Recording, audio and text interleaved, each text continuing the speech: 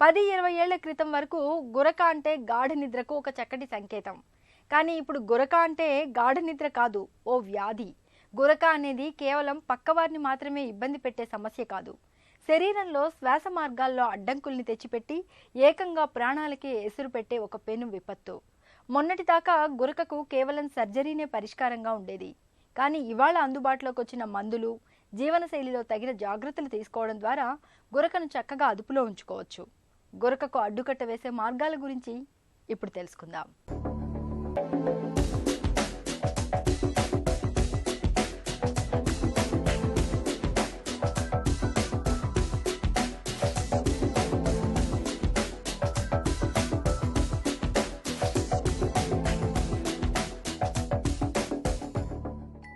సాధారణంగా కొంతమంది నిద్రపోతుంటే ఏ శబ్దమూ రాదు, ఇల్లంతా ప్రశాంతంగా ఉంటుంది. అదే కొంతమంది నిద్రపోతున్నప్పుడు చూడండి, రకరకాల శబ్దాలతో ఇల్లంతా రణగుణ ధ్వనులు వినిపిస్తుంటాయి. రైలు కూత పెడుతున్నట్టు, ఇంటి మీద విమానం పోతున్నట్టు, అలాగే పంక్చర్ అయిన టైరు నుంచి పెద్ద శబ్దంతో గాలి బయటకు పోతున్నట్టు, ఇలా రకరకాల శబ్దాలతో గురక పెడుతుంటారు. తాము గురక పెడుతున్నట్లు వారికేమాత్రం తెలీదు. ఇక పక్కన నిద్రపోయే వారికే ఈ బాధలన్నీ. మరి అలా అని గురక పెట్టే వాళ్లకి ఏ సమస్య ఉండదా అంటే ఖచ్చితంగా ఉంది.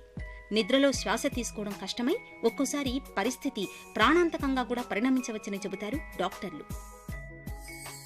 ఒకప్పుడు ఏంటంటే గురక వచ్చిందంటే ఓల్డ్ ఏజ్ రిలేటెడ్ ఇష్యూ అని వదిలేసేవాళ్ళు. కానీ వాళ్ళ గురక అనే దాన్ని డిసీజ్ కింద కన్సిడర్ చేసి దాన్ని ప్రాపర్గా ఇన్వెస్టిగేట్ చేసి అవసరమైన ట్రీట్మెంట్ ఇవ్వాల్సి వస్తుంది. ఇప్పుడు సాధారణంగా పిల్లల్లో గురక ఎందుకు వస్తుందంటే ఎడినాయిడ్ హైపర్ట్రోఫీ నుంచి వస్తుందండి, టాన్సిల్లర్ హైపర్ట్రోఫీ నుంచి వస్తుంది.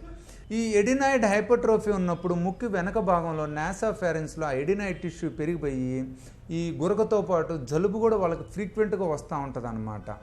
ఇది ఎక్కువ మందికి ఏంటంటే ఫిజికల్ యాక్టివిటీ లేని వాళ్ళకి, సన్కి ఎక్స్పోజ్ కాని పిల్లలకు వస్తుంటుంది.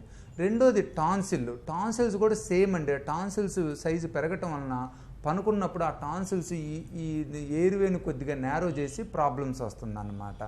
ఇంకోటి ఈ మధ్యలో కొంతమందికి అడల్ట్ పేషెంట్లో చూస్తుంది ఏంటంటే ఫ్యాట్ ఉండటం వలన, బాడీ బాగా థిక్ బాడీ ఉండటం వలన ఈ మెడలో కూడా ఆ సెల్స్ అవన్నీ ఎక్యుములేట్ అయిపోయి, especially fatty tissue, normal tissues ఇవన్నీ ఎక్కువైపోయి అదంతా థిక్నెస్, లేటరల్ ఫెరింజియల్ వాల్ థిక్నింగ్ అంటాం అనమాట. దాంతోపాటు సాఫ్ట్ ప్యాలెట్ కూడా లూజ్గా అయిపోయి due to lack of physical activity muscle ఎక్కువ రిలాక్స్ అయ్యి ప్యాట్లెస్గా ఉంటుంది అనమాట. దీనివల్ల కూడా గురక వస్తుంది. సాధారణంగా నిద్రించే సమయంలో ముక్కుతో గాలి పీలుస్తుంటాం. ఇలా ముక్కుతో గాలి పీల్చడంలో ఇబ్బంది ఎదురైతే మనకు తెలియకుండానే నోటి ద్వారా శ్వాసిస్తుంటాం. ఇలాంటి సందర్భంలో శ్వాస కోసం సంకోచ వ్యాకోచాలకు గురై నాలుక, అంగిటను నియంత్రించే కండరాల నియంత్రణ విఫలమైనప్పుడు వచ్చే శబ్దమే గురక. నిద్రమాత్రలు వాడే అలవాటున్నవారు, ధూమపానం అలవాటున్నవాళ్లు, తరచూ మత్తు పానీయాలు తీసుకునే వాళ్లలో ఈ గురక అనేది బాగా ఎక్కువగా కనిపిస్తుంటుంది. అంతేకాదు, నాసిక రంధ్రాలు సరిగ్గా పనిచేయకపోయినా, ముక్కు దిబ్బడతో బాధపడుతున్నా, ఇంకా టాన్సిల్స్ వాపు ఉన్నా కూడా గురక రావచ్చు. యూజువల్గా ఈ స్లీప్ యాప్నియా సిండ్రోమ్ ఉన్న వాళ్ళకి ఈ ఫ్లెక్సిబుల్ ఫెరింగోస్కోపీ అనే విధానం ద్వారా ముక్కు ద్వారా లైట్ను పంపి గొంతంతా పరీక్ష చేస్తామండి. ఎక్కడెక్కడ నేరోగా ఉంది, సాఫ్ట్ ప్యాలెట్ లెవెల్లోనా, లేదా లేటరల్ ఫెరింజియల్ వాళ్ళ దగ్గర, బేస్ టంగ్ దగ్గర, ఓకల్ ఎక్కడుందని. సాధారణంగా ఎక్కువ మందికి ఏంటంటే లేటరల్ ఫెరింజియల్ వాళ్ళు సాఫ్ట్ ప్యాలెట్ దగ్గర ప్రాబ్లం ఉంటుందండి.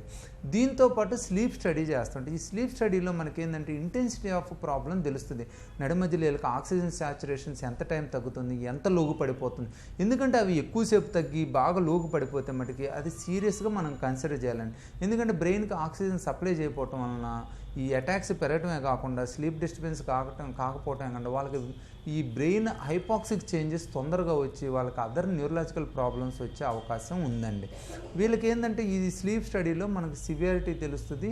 దాంతోపాటు మనం ఏం చేయాలి పేషెంట్కి అనేది తెలుస్తుంది. యూజువల్గా ఇలా ప్రాబ్లమ్స్ ఉన్న పేషెంట్స్కి వన్స్ డయాగ్నోజ్ చేసిన తర్వాత వాళ్ళు వెయిట్ బాగున్నారంటే ఫస్ట్ వెయిట్ తగ్గమని చెప్తామండి. ఎందుకంటే వెయిట్ తగ్గలేదనుకోండి, చేసినా కూడా మళ్ళీ కొద్ది రోజుల్లో మళ్ళీ ప్రాబ్లం రికర్ అయ్యే అవకాశం ఉంటుంది. ఎందుకంటే ఎక్కడైతే మనం టిష్యూ తీస్తామో అక్కడ మళ్ళీ వస్తుంది అనమాట. Over tissue. ఇప్పుడు సపోజ్ వాళ్ళకి వెయిట్ తగ్గి వాళ్ళకి స్నోరింగ్ పోయిందనుకోండి, ఇంకా పట్టించుకోవాల్సిన అవసరం లేదు. అలా కాకుండా వాళ్ళకి వెయిట్ తగ్గిన తర్వాత స్నోరింగ్ ఉండి ఆ సాఫ్ట్ ప్యాలెట్ కూడా లూజ్గా ఉండి ఆ లేటల్ ఫెరింజిల్ వాళ్ళు కూడా థిక్నింగ్గా ఉన్నట్టయితే వాళ్ళకి ఇప్పుడు కొత్తగా వచ్చిన వేరు విధానాలు, మెయిన్గా కోయాబులేటర్ విధానం ద్వారా, లేజర్ విధానం ద్వారా ఆ టిష్యూస్ అన్నీ తీసేసి వాళ్ళకి ఆ టిష్యూ బల్క్ని తగ్గిస్తాం అనమాట. ఈ టిష్యూ బల్క్ తగ్గటం వల్ల ఏమవుతుందంటే అక్కడ స్పేస్ పెరగటమే కాకుండా నైట్ పనుకున్నప్పుడు కూడా తక్కువ టిష్యూస్ ఉండడం వలన తక్కువ ఫ్లూయిడ్ రిటైన్ అయ్యి ఆ స్నోరింగ్ ప్రాబ్లం చాలా వాటికి తగ్గిపోతుందండి. ఈ సర్జరీ చేసిన తర్వాత వాళ్ళు ఆటోమేటిక్గా ఫిజికల్ యాక్టివిటీ చేసుకుంటా, ప్రాపర్ డైట్ తీసుకుంటా, it is not the thing less diet, proper diet తీసుకుంటా వాళ్ళు ఫిజికల్ యాక్టివిటీ చేసుకున్నట్టయితే వాళ్ళకి స్నోరింగ్ ప్రాబ్లం నుంచి చాలా వాటికి రికవరీ అవుతారండి. మనలో చాలా మంది గురకను పెద్దగా పట్టించుకోరు. అదీ కాకుండా ఈ గురకను గాఢ నిద్రకు సంకేతంగా భావించే వాళ్లే ఎక్కువ మంది. నిజానికి గురకను నిర్లక్ష్యం చేసే కొద్దీ దాని మూలంగా నిద్రలో శ్వాస కష్టాలు పెరగడంతో పాటు తీవ్రమైన నిద్రలేమి, పక్షవాతం, గుండె జబ్బులు, హైబీపీ వంటి పలు రకాల ఆరోగ్య సమస్యలు చుట్టుముట్టే ప్రమాదం ఉంది. ఈ గురక అనేది మహిళలతో పోలిస్తే మగవాళ్లలోనే ఎక్కువగా కనిపిస్తుంటుంది. గురకతో బాధపడుతున్నప్పుడు మంచి మందులు వాడుకుంటూ జీవనశైలిలో తగిన జాగ్రత్తలు తీసుకోవడం ద్వారా సర్జరీ వరకు వెళ్లకుండా గురకను చక్కగా అదుపులో ఉంచుకోవచ్చు. ఈ లేటెస్ట్గా ఏంటంటే ఇప్పుడు మేము ఈ స్నోరింగ్ సర్జరీకి ప్యాలెట్ లెవెల్లో హాస్పిటల్ అడ్మిషన్ లేకుండా డే కేర్ ప్రొసీజర్ చేయగలుగుతున్నాం అండి. డే కేర్ ప్రొసీజర్లో చాలామందికి స్నోరింగ్ తగ్గుతుంది. ఎస్పెషల్లీ కొంచెం థిన్గా ఉండి పర్సనాలిటీ వాళ్ళకి ఏంటంటే ఈ సాఫ్ట్ ప్యాలెట్లో కొద్దిగా కోయాబులేటర్ విధానం ద్వారా, లేజర్ విధానం ద్వారా, యాంటీరియర్ ప్యాలెటోప్లాస్టీ, లేటరల్ ప్యాలెటోప్లాస్టీ లేదా బ్లెండెడ్ టెక్నిక్ ద్వారా, బార్స్ టెక్నిక్ ద్వారా ఇలా రకరకాల టెక్నిక్ ఇదేంటంటే సింపుల్గా చేయించుకోవచ్చు, 1 గంట 2 గంటలు వెళ్ళిపోవచ్చు అండి. సో ఈ విధానాల ద్వారా మనం సర్జరీ చేసి వాళ్ళ స్నోరింగ్ రిలీవ్ చేయగలుగుతున్నాం.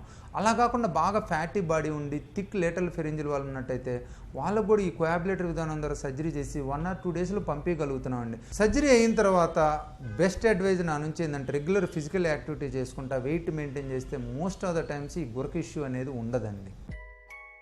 నిద్రపోయేటప్పుడు ఒక పక్కకు తిరిగి పడుకోవడం అలవాటు చేసుకోవాలి. మంచాన్ని తలవైపు ఎత్తు ఉండేలా అమర్చుకోవాలి. నిద్రకు ఉపక్రమించే ముందు నీటి ఆవిరిలో యూకలిప్టస్ తైలాన్ని వేసి ఆవిరి పడితే శ్వాస మార్గాలు తెరుచుకుని గురక తగ్గుతుంది. గురక పెట్టడానికి అధిక బరువు, స్థూలకాయం కూడా కారణాలే కాబట్టి వీలైనంత వరకు బరువు తగ్గాలి.